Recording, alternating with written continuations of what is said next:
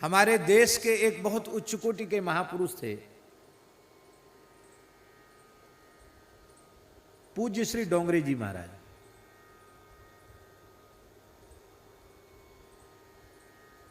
निरंतर जप चलता था उनका, निरंतर जप चलता था।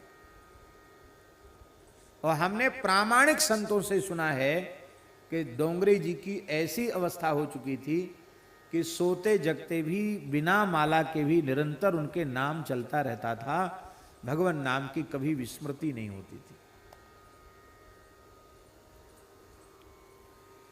दूसरे महापुरुष धर्मसंघ वाले गुरुजी बताते थे कि पूज्य स्वामी करपात्री जी महाराज भी निरंतर नाम जप करते थे।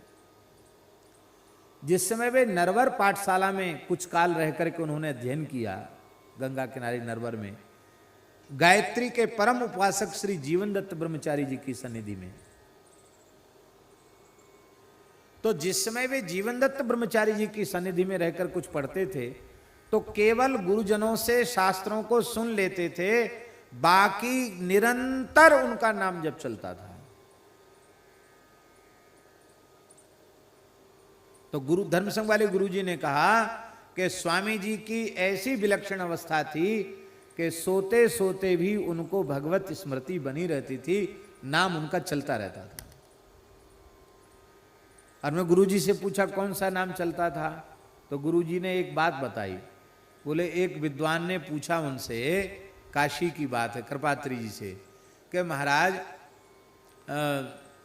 आपके प्रवचन में ये अनुमान लगा पाना कठिन होता है कि आपका इष्ट कौन है, क्योंकि जब आप वृंदावन की कोई चर्चा करने लग जाते हैं, चाहे वृंदावन महिमामृत हो या राधा सुधा निधि हो, तब आपसे लगता है कि राधा रानी के ही आप अनन्य भक्त हैं, कृष्ण के अनन्य भक्त हैं। भागवत का कोई प्रसंग कहें तो, और कभी भगवान शिव का निरूपण करें तो उसी तत्व को आप विशेष रूप में गणपति तत्व कहें तो उसको भी, जो आप कहते हैं उसमें पूरा स्थित होकर के कहते हैं। अनुभव कर पाना कठिन होता कि आपकी उपासना क्या है। और कभी आप श्री विद्या के संबंध में कहें, राजराजेश्वरी त्रिपुर सुंदरी के बारे में कहें तो लगता है कि उन्हीं के उपासक हैं। तो आपका इष्ट स्वरूप क्या है? तो स्वामी जी हंसने लगे। स्वामी जी बोले कि इष्ट बाजारू चीज नहीं कि सबको व्याख्यान करके बताया जाए कि हमारा इष्ट कौन है। इष्ट बताया नहीं जाता है। मंत्र, इष्ट, ये सब गुप्त रखने की चीज होती है, इसका प्रकाश नहीं किया जाता है। तो आपने सुना होगा श्री देवनायकाचार्य जी महाराज, उनका ये प्रश्न था कि स्वामी जी आपके बारे में लोग कहते हैं कि ये स्वामी जी का इष्ट क्या है, आप बताइए आपका इष्ट क्या है।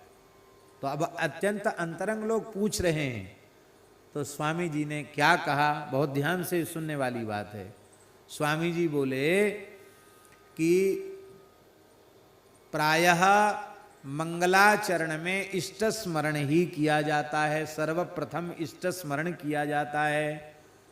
तो हम मंगलाचरण में सबसे पहले क्या स्मरण करते हैं? लगता है आचार्य जी आपने उस पर ध्यान नहीं दिया। तो गुरु जी कहते थे सबको स्पष्ट हो गया कि स्वामी जी का इष्ट क्या है।